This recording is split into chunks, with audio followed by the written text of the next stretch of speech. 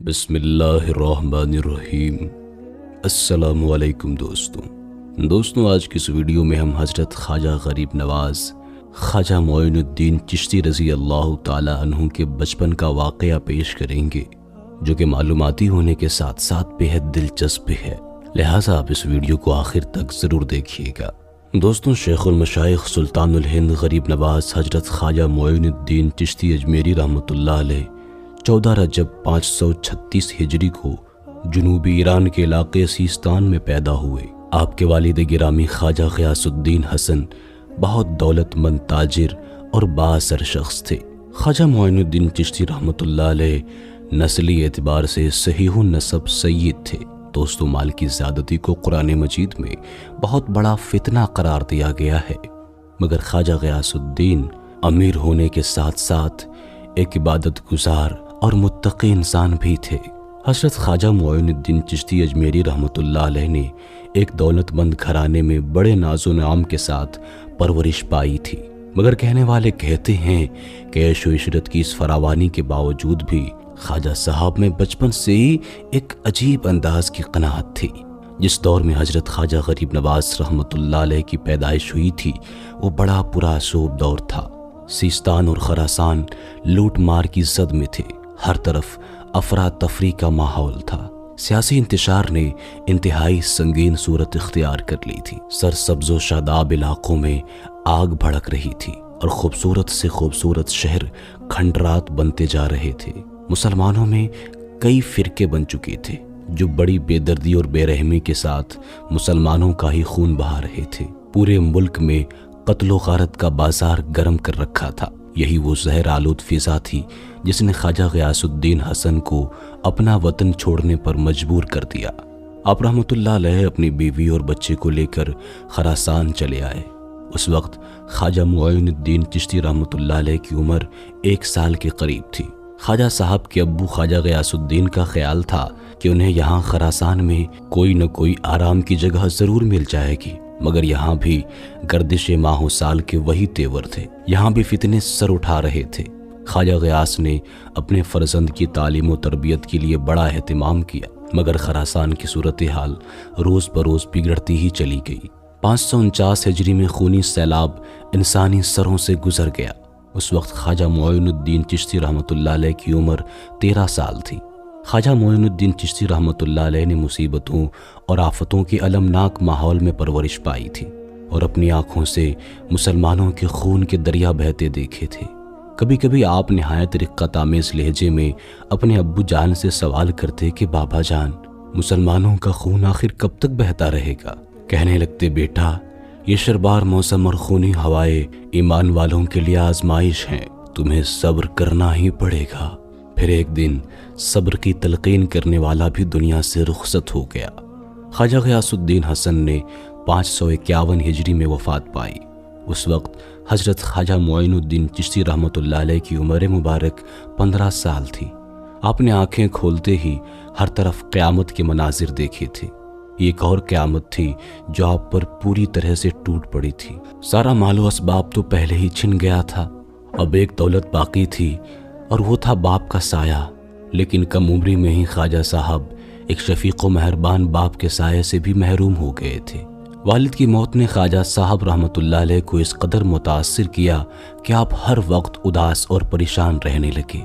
ایسے نازک لمحات میں آپ کی ماں تھیں حضرت بی بی نور رحمۃ اللہ علیہا، جنہوں نے بڑی استقامت کا ثبوت دیا اور بڑے حوصلے کے ساتھ بیٹے کو سمجھایا، اے فرزند، زندگی کے ہر سفر میں ہر مسافر کو تنہائی کی اذیتوں سے گزرنا پڑتا ہے۔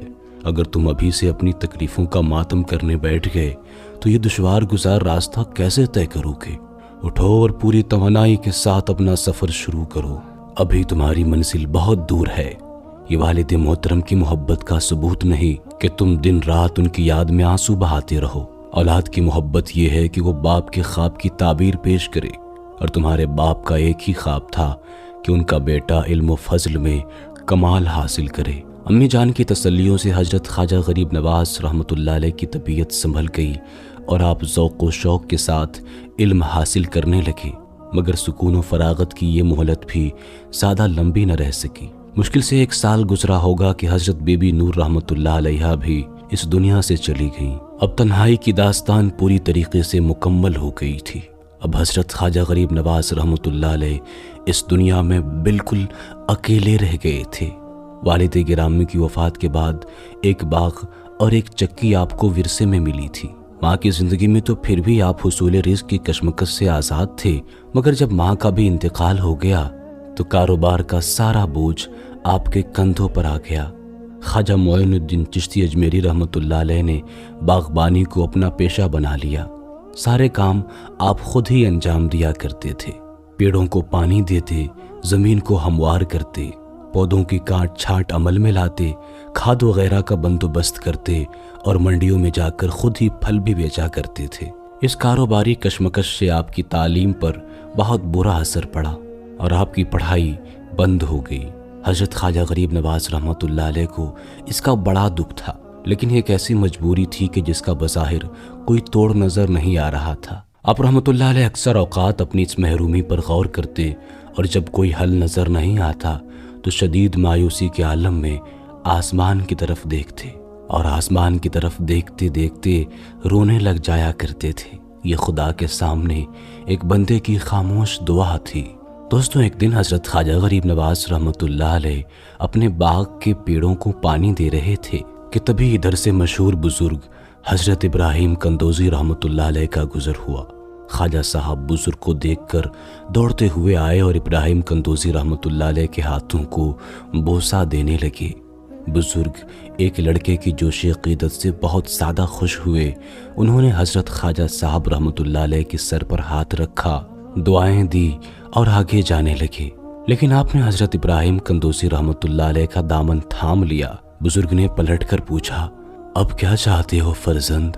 خواجہ معین الدین چشتی رحمۃ اللہ علیہ نے بڑے ادب سے عرض کیا، یہ میری التجا ہے کہ آپ چند لمحوں کے لیے میرے باغ میں قیام فرما لیں، کون جانے پھر یہ نیک گھڑی لوٹ کر آتی بھی ہے یا نہیں۔ خواجہ صاحب کا لہجہ اس قدر عقیدت مندانہ تھا کہ حضرت ابراہیم کندوزی رحمۃ اللہ علیہ انکار نہ کر سکے اور واپس باغ کے اندر تشریف لے آئے۔ خواجہ معین الدین چشتی رحمۃ اللہ علیہ نے بزرگ کو نہایت احترام سے بٹھایا اور پھر اجازت لے کر باغ کے ایک گوشے میں تشریف لے گئے۔ تھوڑی دیر بعد واپس ہوئے تو آپ کے ہاتھوں میں انگوروں سے بھرے ہوئے 2 طباق تھے۔ خواجہ غریب نواز رحمۃ اللہ علیہ نے عاجزی کے ساتھ انگور کے وہ تازہ خوشے حضرت ابراہیم کندوزی رحمۃ اللہ علیہ کے سامنے رکھ دیے اور خود ہاتھ باندھ کر کھڑے ہو گئے۔ کہنے لگے، خادم کے پاس آپ کی تواضع کے لیے بس یہی کچھ تھا، اگر اسے قبول کر لیں تو میں اپنی خوش قسمتی پر فخر کروں گا۔ خواجہ معین الدین چشتی رحمۃ اللہ علیہ نے اس کم عمری میں ہی سعادت مندی کا وہ مظاہرہ کیا تھا کہ حضرت ابراہیم کندوزی رحمۃ اللہ علیہ بھی حیران رہ گئے تھے۔ بزرگ نے ایک بار پھر خواجہ صاحب رحمۃ اللہ علیہ کو محبت بھری نظر سے دیکھا اور آپ کی دل جوئی کے لیے چند انگور اٹھا کر منہ میں رکھ لیے۔ حضرت ابراہیم کندوزی رحمۃ اللہ علیہ کی اس عمل سے خواجہ صاحب رحمۃ اللہ علیہ کے چہرے پر خوشی کا وہ رنگ ابھر آیا جو کسی بہت بڑی نعمت کے حاصل ہونے پر ظاہر ہوتا ہے۔ بزرگ نے آپ کی اس کیفیت کا بھی جائزہ لیا اور پھر فرمایا، معین الدین بیٹھ جاؤ۔ خواجہ صاحب رحمۃ اللہ علیہ 2 زانو ہو کر بیٹھ گئے۔ حضرت ابراہیم کندوزی رحمۃ اللہ علیہ نے بڑے والہانہ انداز میں مخاطب کرتے ہوئے فرمایا، اے فرزند، تم نے ایک فقیر کی خوب مہمان نوازی کی ہے۔ بزرگ کے الفاظ سن کر حضرت خواجہ غریب نواز رحمۃ اللہ علیہ نے ادب سے سر جھکا لیا۔